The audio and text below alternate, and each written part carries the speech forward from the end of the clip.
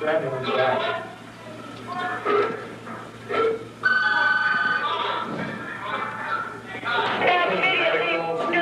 Medical and Cedar 3. Cedar. We need backup, we need medical. We're gonna need SWAT, we're gonna have that. Down here. Get that. Let those guys in. Yeah. Duty officer, you need SWAT down here, full gear. Cedar. Duty officer, go ahead, come back again. Cedar. This Johnny. Yeah. 1 and 2. Yeah. The shank went into 10.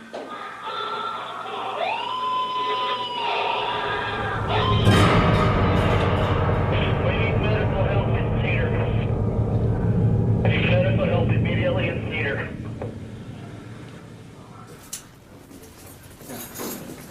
Take these off my feet. Yep. I went into the situation that I'm going to have to kill the guy. I'm not going to hurt him. I'm not going to stab him 2 times and say, yeah, we're even. You know, because the philosophy in prison is, you know, you stab me, I kill you. I just stabbed the shit out of him, you know, until he didn't move anymore. The reason I said Troy Kell was one of the most dangerous people I've ever met is because Troy Kell, when you meet him and when you see him in a certain environment, is a very charming, charismatic, intelligent individual who certainly by no means looks like somebody who could commit a crime as heinous as he committed in this case. I've seen guys hesitate on not thinking something was serious, and it was serious, and they get themselves stabbed up or they get themselves fucked off. They get themselves killed. All the white supremacists were going, say hi to Troy, make sure, you know, say hi, let Troy know that I said hi. And they were given the power, the white power symbol. Oh, sure. So. Well, and they like to mention that too because they want the status that's associated with him and his crime. Because they're looking to Troy, you know, he's our inmate god, and we're going to do anything we can to gain status with him because then that protects us within the institution. So they hold his shanks, they hold his brew, any contraband that he has, and he very subtly manipulates everything. And then to the administration, he wants to represent this clean image. Well, I'm not doing anything. You know, I'm not associated with these guys, but he still has his soldiers going out and performing these acts. Well, that's a good cleanup for them. I mean, they have to say that to really justify doing that to me. I mean, keeping me in the hole, restricting my movements, making sure that there's no real freedom for me to have, and maybe I'm not entitled to that. I mean, it's perspective of the individual. You know, some individuals think that, you know, he shouldn't have anything. Give him some bread and water and put him in a cage somewhere. And that's fine too, but don't expect the guy to be a nice guy and smile and to say thank you for the bread and water every time you bring it. You know, it's a double standard. They expect you to suck ass regardless of what they're running their face about. You suck ass long enough, pretty soon you start choking on shit.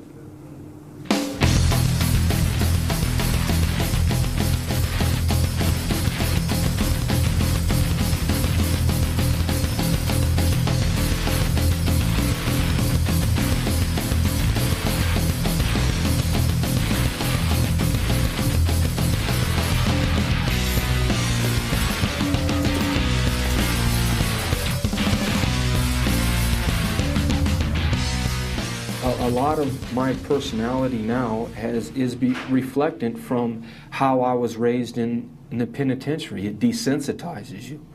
You don't have the human interaction, the contact, understanding or anything. It's structured that everybody's a piece of shit. You shouldn't respect anybody. It's kind of like, you know, just, it doesn't matter.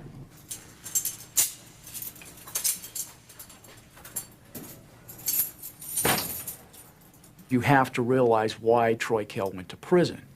And that being, at 18 years old, he concocts a scheme with a couple of his friends to take a young man he's never met before in his life, a young man named Cotton Kelly, take him out in the desert, take out a gun. Troy Kell takes out a gun and shoots him 6 times at close range in the face, killing him. After the killing, takes his wallet, and they go by a convenience store and buy liquor.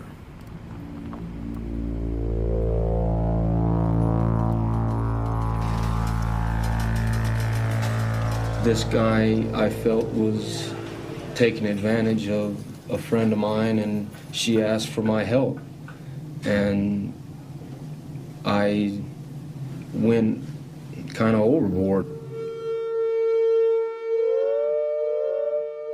Me and a friend of mine from high school agreed to beat this guy up because he was doing some things to some teenage girls that we knew. She was a friend of mine. She was like a sister kind of to me. I met Cotton Kelly at Circus 8 months prior to this actual tragedy. He ran some type of adult entertainment business. He wanted me to pose nude for him. He had started following me and calling my house constantly, harassing my family. And as a 15-year-old child, I made a very bad decision, a very immature request, and I called upon Troy to beat the man up, to have him leave me alone. I was raised in Las Vegas, Nevada, you know, middle-class family. I'm the only child. I think I was probably just an ordinary kid on the block. I wasn't any different or anything from anybody else that I noticed. Troy's been a part of our life ever since I first came to Las Vegas, since I was probably like 6 years old. We lived on one corner of the street, and on the opposite street, he lived at the other corner. And me and a couple of friends, 2 little girlfriends, were walking down the street, and him and his little friends were sitting in front of his house on their bicycles. And, you know, they were watching us, googly-eyed, because he's 3 years older than me. So when we got all the way to the end of the street towards the desert, you know, we turned around and said something real sassy, and they chased us on their bikes, and we ran, and he jumped off his bike and tackled me in the grass, and, you know, it just became like a plaything. And ever since then, he was like, "You're gonna be my girlfriend," and I said, "No, I don't even like boys." Well, Troy used to come over to our house when he was like 7 years old, play with Sandy and Shane in the backyard, or go swimming. He was one of the neighborhood kids. Good kid. My father's into horses and kind of a redneck background, country boy kind of thing, and we had horses and stuff. I was expected to be successful. You know, my family, you know, they're not losers. His father was really, really strict, and I remember one time on his birthday, I think he was turning 13, and I believe I was 10, and I rode my bike all the way to the mall, and I bought him a Nike outfit, and he had to sneak out in his backyard and climb up on the brick wall for me to give him his gift, because he was on restriction. He was always on restriction, and for absolutely nothing. His father must have been very tough on him, very abusive, I believe, with him. And his mother was never around. I know they were separated, but I don't think his mother came around too much. I don't know if it was because of the father or what, you know, but I guess he looked at me more like a mother figure, you know, because he's always sent me, even till this day, sends me a bouquet of Mother's Day flowers. My parents got divorced, and I kind of bounced back and forth between them. It was kind of a struggle for me for a while, but it's nothing out of the ordinary that any other kid goes through. I hung out with the stoners, and I also hung out with my jock friends because I like to play sports, but I like to drink beer and smoke a couple joints on the weekend too. I went to school, but I didn't like school too much. The authoritarian kind of structure of we're telling you to go here and do this, and I rebelled against that. Dropped out of school, started getting in trouble after that. The story goes like this. Shaw and two of her friends allegedly lure the Canadian man out here to the desert. We're north of the city.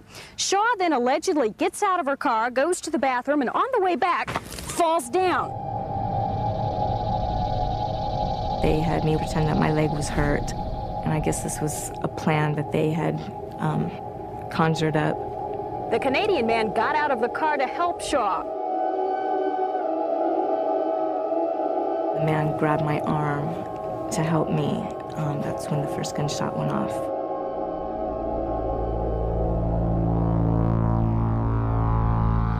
For a reason that I can't really understand, I decided to bring a gun and shoot the man and kill him.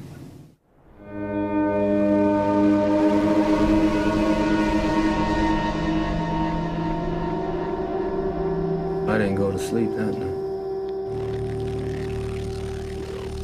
You know, Think about running away? Yes, of course. But why didn't you?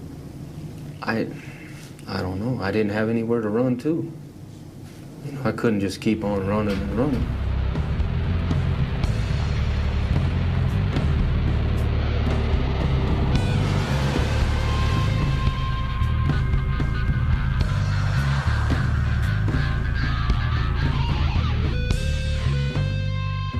Police say this desert landscape near Rancho and Durango was the stage of a grisly show and tell this past week.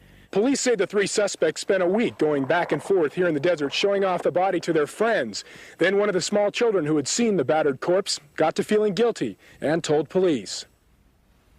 Las Vegas Metropolitan Police Department called me at work at midnight and told me that they had Sandy downtown on a homicide.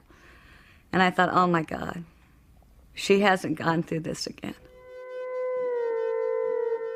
When I was 13 years old, I was spending the night at a friend's house, and her stepfather went into a jealous rage and shot and killed her mother and her mother's two friends, and then killed himself. It changed my life.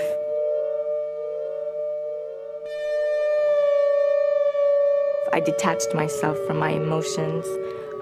I didn't have a sense of life or death. It was just all the same to me. Another episode happened to her. She's walking home from school, sees this guy come running up behind her, girl in front of her, sees the guy shoot the girl in the back of the head. She's already gone through this. Now this is two. How many times? I mean, I'm 48 years old. I've never seen anyone in my lifetime get shot. I mean, what are the odds? So I went down, and I find out that she's the one being charged with it. I can't tell you how bad that hurt. To know my daughter was involved, and a man's life had been taken.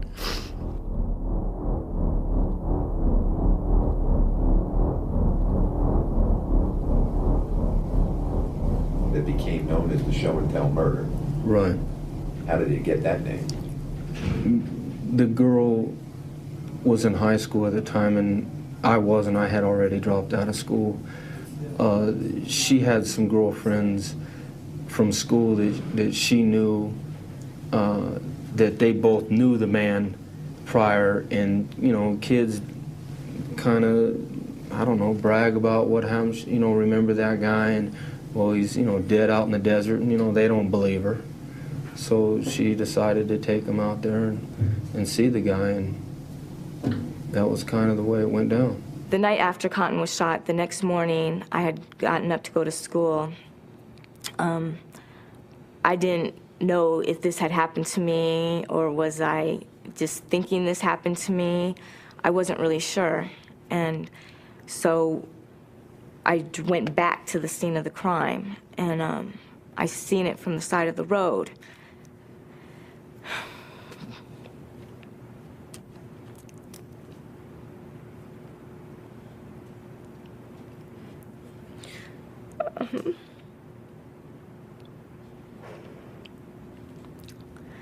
But it still wasn't real.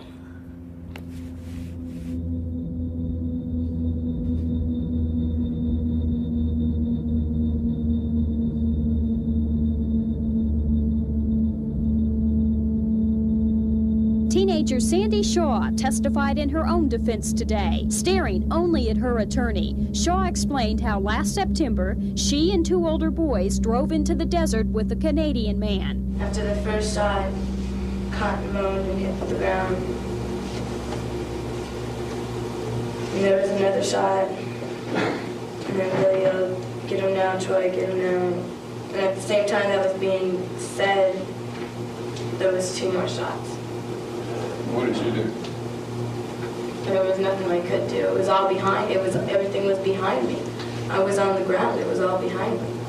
What did you do? I was screaming. At the trial, they told the jury not to allow my angelic looks to fool them, that the person I appeared to be was not who I really was, that in fact I was a cold-blooded killer. How did that make you feel?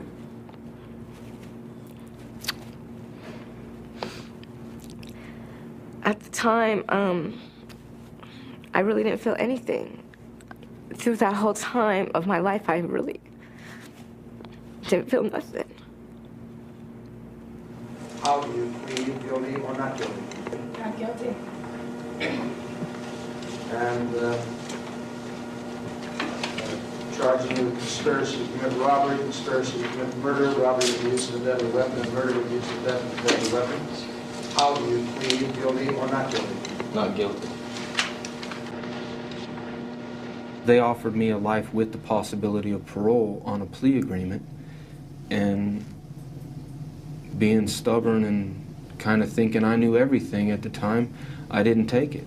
I thought that 10 to 15 years was the rest of my life at 18 years old. And in reality, it's not. You know, you can start over again.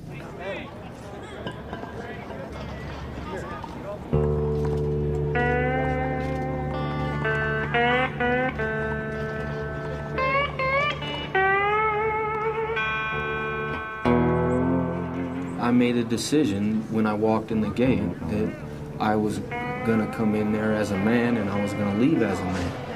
I wasn't gonna resort to things that a lot of people in my situation had to do to survive in prison. I wasn't gonna suck dick. I wasn't gonna wash people's laundry. I wasn't gonna tell on people. I wasn't gonna fall into that structure to survive in my environment. I kind of took responsibility at that time that I got myself in the situation. Now deal with it. I was fortunate in the sense of some older guys seeing that I had a lot of time to do, and I stuck up for myself, so they kind of put me under their wing on schooling me, on showing me who was who on the yard and what to stay away from. Don't get in gambling debts, don't get in any kind of drug debts.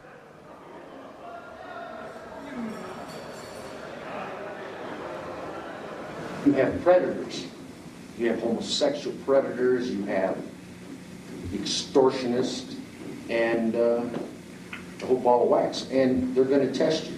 One incident, I ended up getting shot and stuff like that on the yard, and with a guy that was a notorious booty bandit.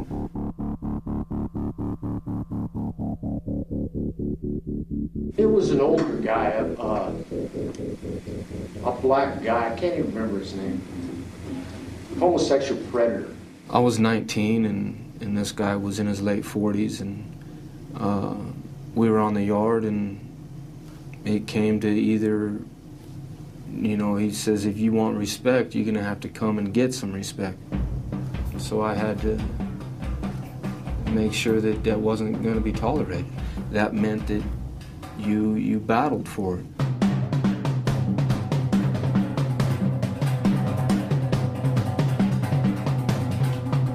They break it up by shooting rounds at you from the waist. It's called skip rounding. I mean, it stopped the fight. It blew me off my feet, you know, because I mean, you're getting shot by a 12-gauge shotgun from like 30 feet away.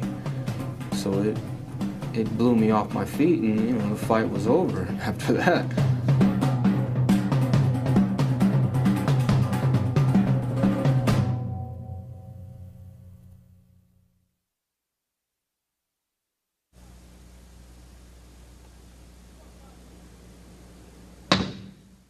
When I arrived at prison, I came to prison for forgery. I forged a $300 check. That's what I was in prison for. I was serving a sentence of a 1 to 15. I wasn't placed in like a minimum security prison for forgers. I was placed in a super maximum security prison for murderers. Eric Daniels was a co-defendant to Troy Kell, and in fact was the individual during the homicide that laid across the victim's leg so as to incapacitate the victim from moving. The ironic thing, had been sent to prison on a 0 to 5, somewhat minimal forgery case, where he had actually taken a check from a local sheriff here, which was his first mistake, and then forged the sheriff's name on this check. Not a bright idea. Sent him to prison for 0 to 5. So Rick Daniels went from a small-time crook to never going to see the light of day outside of a prison again. Here I am, a forger, living on death row. I was interacting and recreating with 3 guys that had death sentences that were going to be executed within the next 3 or 4 years, and I'm in prison on forgery. That's how I ended up becoming involved in violent situations.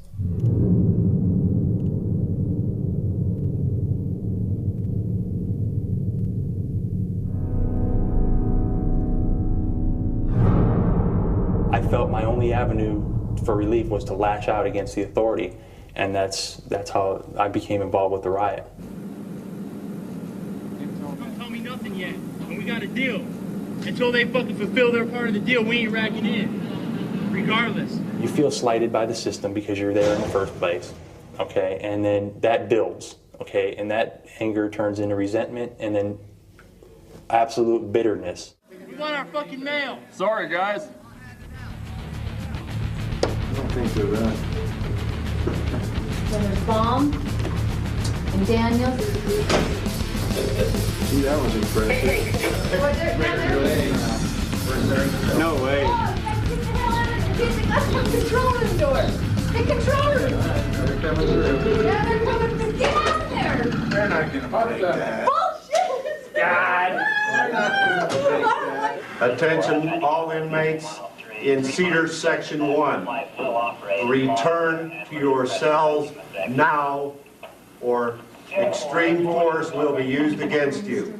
Return to your cells now and lock up, or force will be used against you. They're coming. He's coming through. They're going to break that door. Yeah, they are. Through. No. The caps are coming off. Hey, they're going to take that door. Okay, now what? They're going to do? Teleport has been breached. SWAT.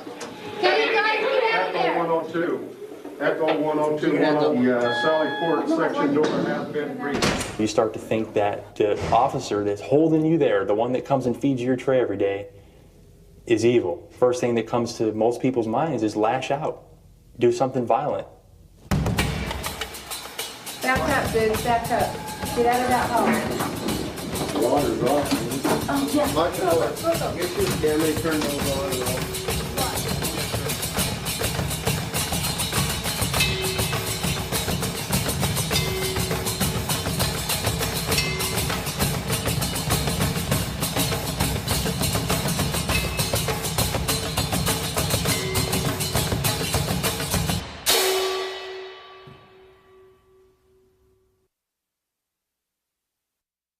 You're in your cell for so long, by yourself, you have no television, no radio, very little contact with the outside world. You develop different symptoms of mental illnesses. paranoid, schizophrenic, anxiety disorders, impulsive behaviors. And because you have absolutely nothing to do in there all day long, I plotted and planned on what I was going to do to the administration when I got out of there. I threw some urine and some feces on her because I couldn't do anything else to her. I couldn't get my hands on her, and so that was the next best thing. It made me feel on top of the world to see her running out of the unit, screaming her head off with feces in her hair and her face.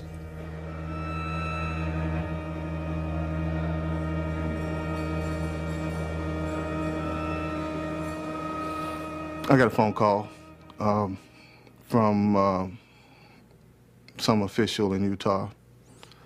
I don't remember his name, but I was, they just told me that my brother had been attacked by another inmate and that he was dead. And I immediately called my dad, my mom. And, you just don't want to believe it. You don't want to believe that someone that you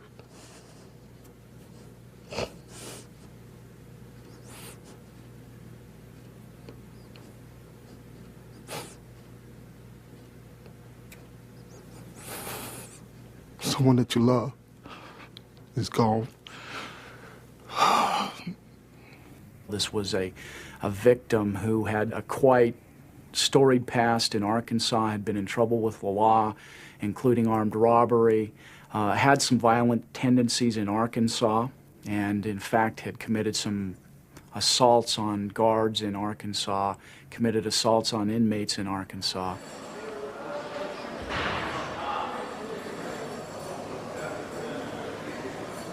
I want to paint a pretty picture of my brother because he was a maximum security risk, is what he told me, and I found out after his death that he was in lockdown. Originally, we didn't have any idea why the killing took place.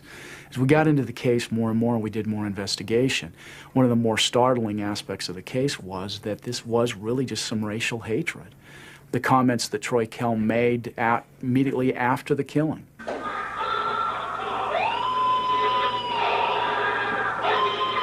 That he was really quite proud of himself, that, that this black person would no longer be around, that he couldn't talk about white women, certain comments like that, that he was really, seemed very proud of himself, that there was one less African American on the earth and that was something good. I would classify myself as a separatist. I believe that the white man should return to Europe and should have never came over here.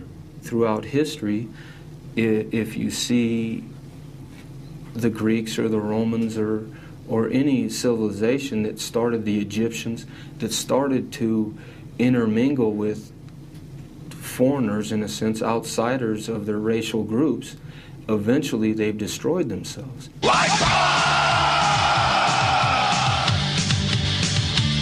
They call me Nazi, and I'm proud to call me racist, and I shout it out. As we delved into the case, we found out fairly quickly that Troy Kell had very strong beliefs as a white supremacist. The white supremacist group, or gang, if you want to call them that, is significant, and probably the most significant single group or gang we've got in our prison. Prison has a tendency to, force an individual, someone who's impressionable as I was, young, to identify with a group and or a certain ideology, and I found that in the white separatist movement, and I felt like I belonged. I felt like I climbed a mountain, reached, got to the top, planted the flag, and I was home.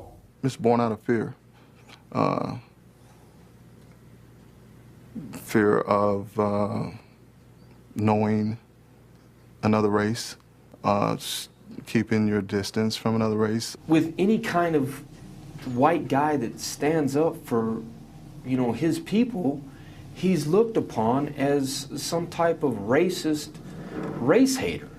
And That's not the case. In the majority of the people. Do you hate Jews? No, it doesn't concern me at all.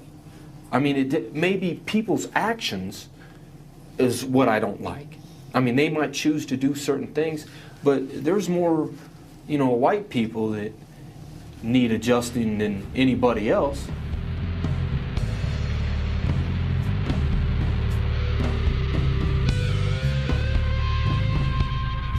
In preparation for the case, and primarily the sentencing portion of the case, I went out to Nevada, where of course Troy was housed as an inmate for years. During the course of that, we actually found a letter, and it was a letter that Troy Kell had written probably 10 days to 2 weeks prior to the homicide here in Utah.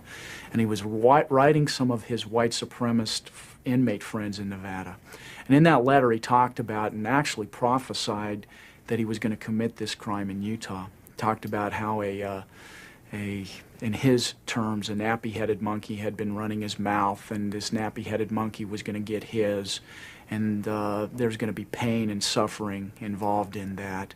It was a power trip to begin with, but it had racial overtones to it. The race issue was used to justify the power trips, controlling the action, wanting to control the TV, the ice bucket, where this person lived with who, things like that that happen in prison. It becomes racial only as a secondary consequence. It starts off from greed and profit and control, like anything else. I had a confrontation with him verbally that derived from two other people's fight. That kind of, flowed over to me getting involved with him. And it was kind of agreed between me and him that we were going to take care of it. That any chance that either one of us got, that we were going to deal with the situation.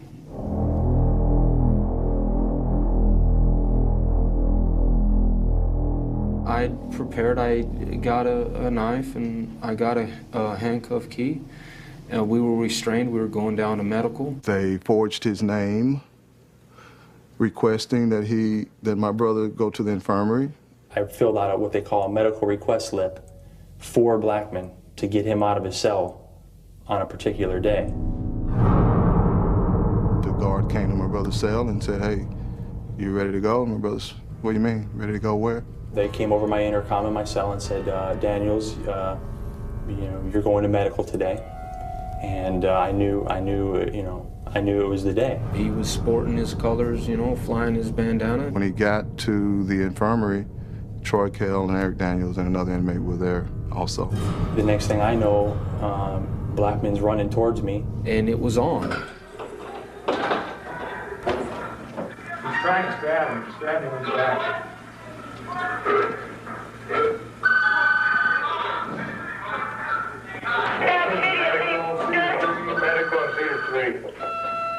I knew that it was a strong hit because of the color of the blood, and it's dark, and that's a sign that where you got an artery or a vein or something like that.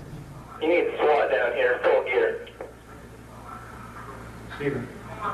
Hey, officer, go ahead and come back again. Steven. This Johnny. Yeah. 1 and 2. SWAT, full gear in Cedar 3 now. Section 3 here.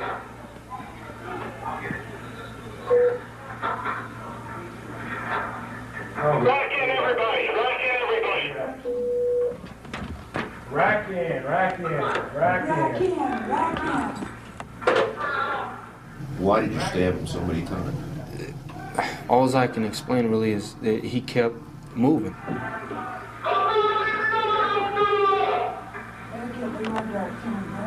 I just stabbed the shit out of him, until he didn't move anymore.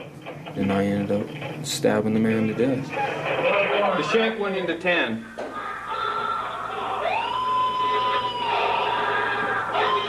Afterwards, I felt, man, goddamn, why'd you kind of make me do that? Or I didn't weigh in the fact that he was a father or a brother or a son to anybody. You know, I didn't see him as a human person. The prison guards saw this happening. There were civilians there. The guard ushers them out. They then go and get into full riot gear. My brother's still being stabbed. We need medical help in Cedar.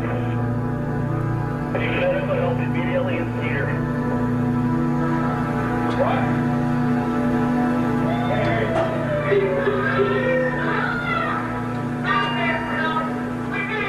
They come in, and then they grab Kell and this other guy. Well, my brother's dying by then. It's just too much time has elapsed.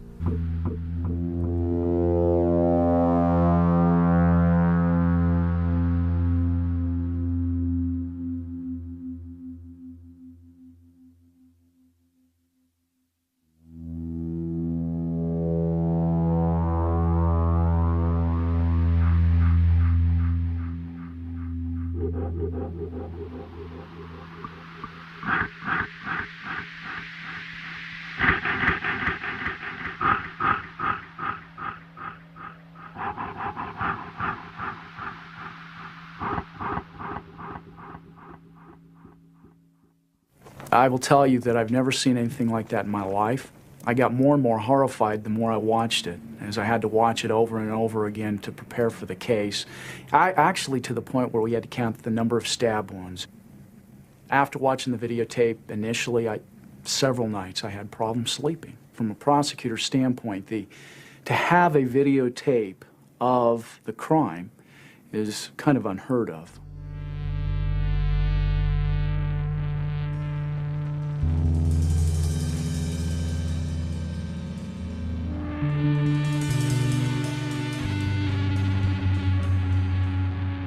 My father and I went to Utah for one reason only, and that was to try to make a change. We wanted to talk to the prison officials. We wanted someone to tell us that they were going to change the procedures. That's why we went, to ensure that what happened to my brother didn't happen to another inmate. Troy Kell did take the stand. He was very articulate, very intelligent, and was able to bring up emotion, which at the time appeared to be genuine. And in fact, he addressed the victim's family, who happened to be in the audience from Arkansas. From the witness stand, he asked if, after he finished testifying, if he could talk to me and my dad one-on-one and sit down. And he said, sit down as men and talk.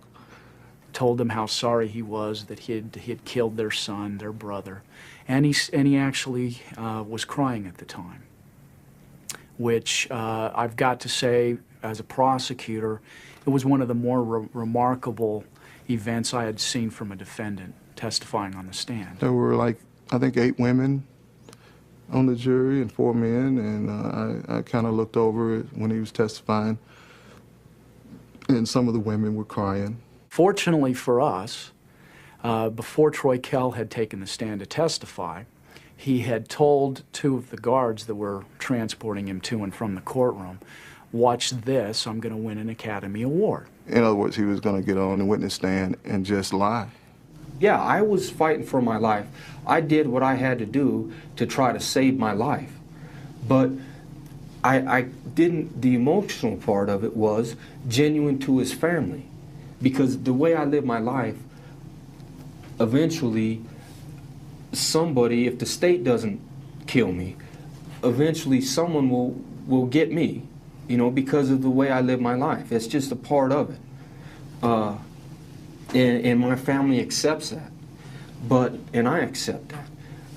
But the thing is I would want somebody to show my father the respect that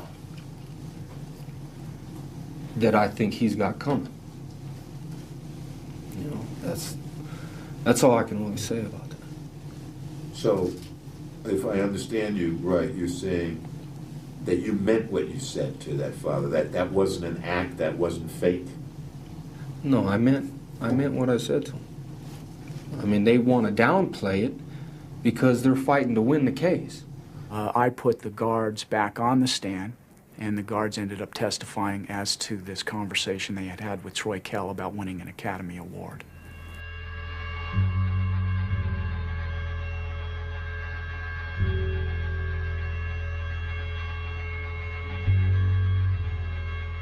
I was subpoenaed to testify at that trial.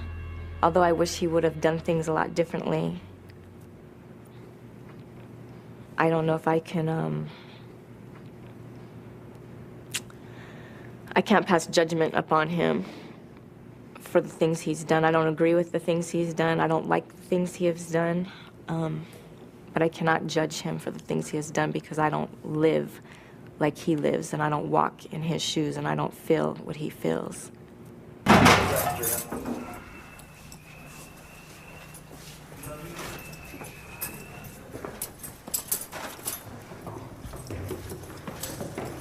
If society has once sentenced him, convicted him to life without possibility of parole for a murder, and he's chosen then in a very brutal fashion to take another life while incarcerated, what other option is available? And realistically, the chance that Troy Kell in the future could commit another homicide while in prison. And I think that was probably the most weighty thing that ended up in the jurors voting for the death penalty. I don't think the death penalty works. You know, there are people who's on death row, and you know, we just recently had some. McVeigh was put to death. Does that stop terrorism?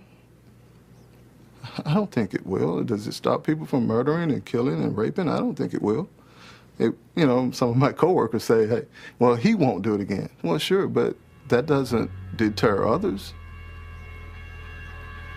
There's no punishment on this earth that's going to even come close to what Kell will face when he meets God.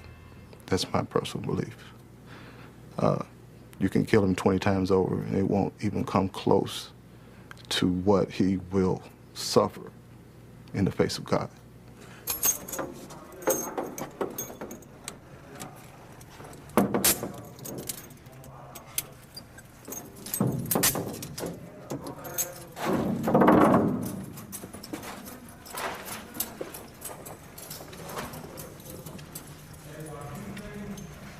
I don't believe in the heaven and hell thing. It's a control mechanism to control the masses, and it's run by fear.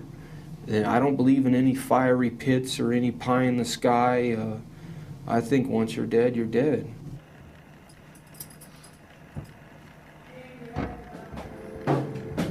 And when my life is over, for you this song I'll sing.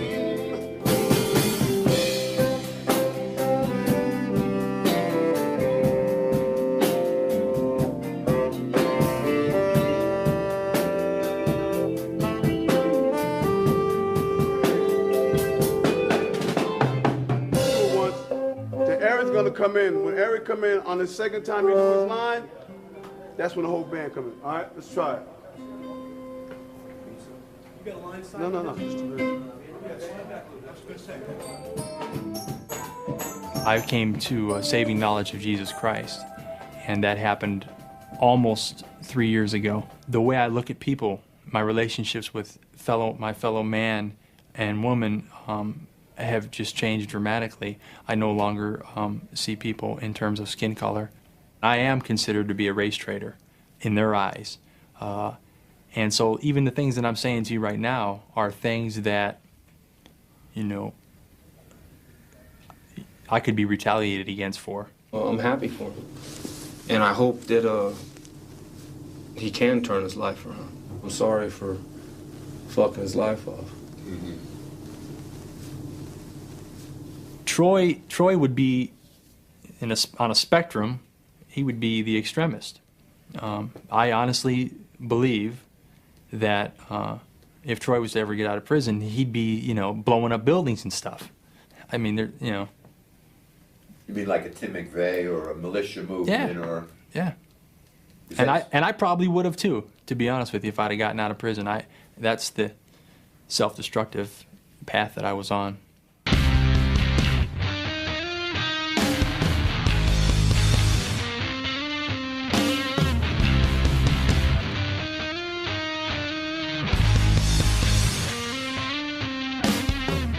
It's the 8th letter of the alphabet is H. HH stands for Heil Hitler.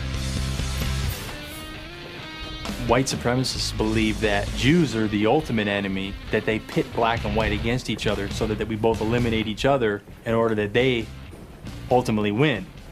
And that's the whole philosophy in a nutshell. Yeah, the banks, the media, they subliminally inject thoughts and opinions into people's minds, and those opinions are all favorable for the Jewish agenda and all that nonsense. And the thing is, I see it now as nonsense, but I'm telling you, I bought into it. I think that there's some merit to that if you look at the people that are calling the shots.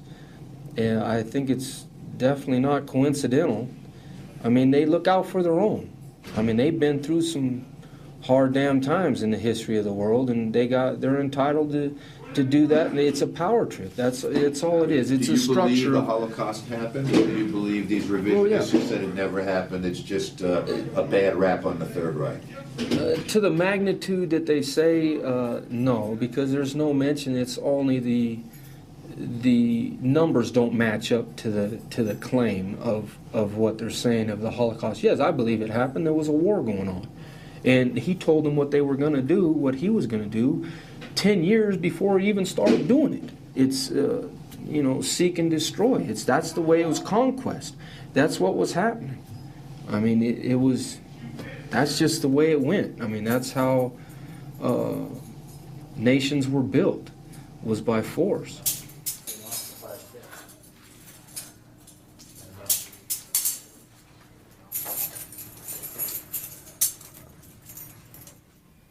I deserved the death sentence. I didn't get the death sentence. Again, I believe that God intervened in my life, or at least in 2 jurors' minds, and I didn't receive the death sentence. I deserved it, and I got mercy. And Troy didn't.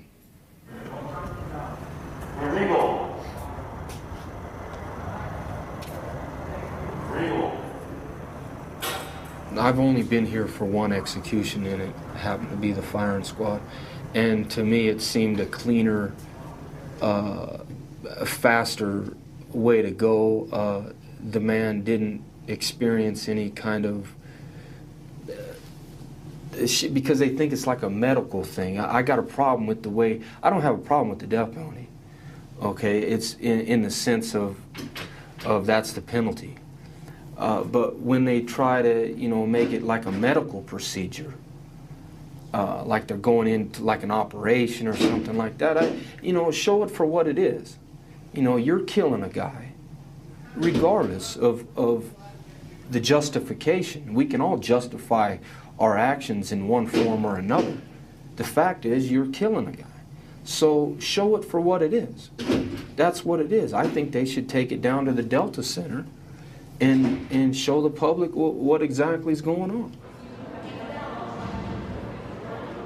When he first entered the system, he was 18 years old. He was a handsome man. He was an intelligent man.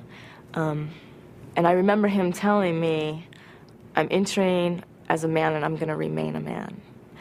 And I believe he's done that. I still wake up to this day and I cannot believe I'm here. This is what my life has amounted to. I have spent over half my life in prison. My adult life has been in prison, And it's just really hard. And sometimes I wonder, will I ever get a driver's license? Will I ever get to go buy furniture for, a house? Am I ever gonna, Click on Mouse Invaders and click OK. I hope and I pray that one day I will be given a second chance. I was an unhealthy child. I was a lost child.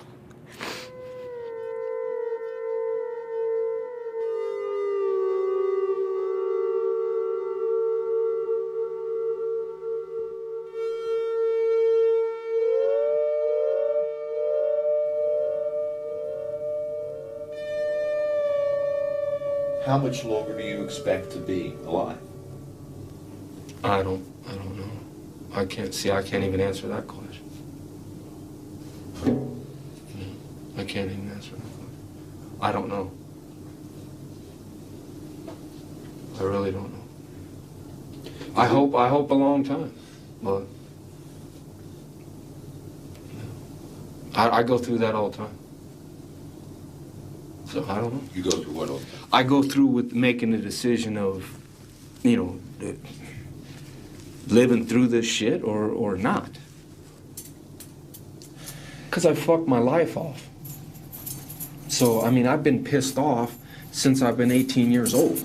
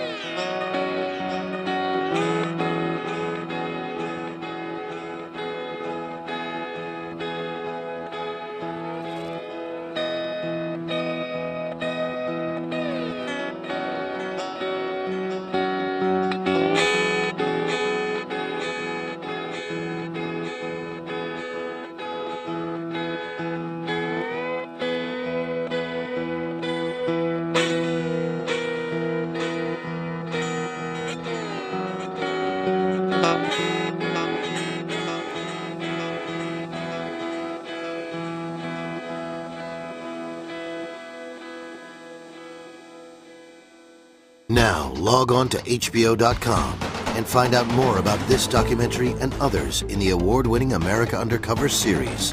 Informative, interactive, intriguing. America Undercover at HBO.com.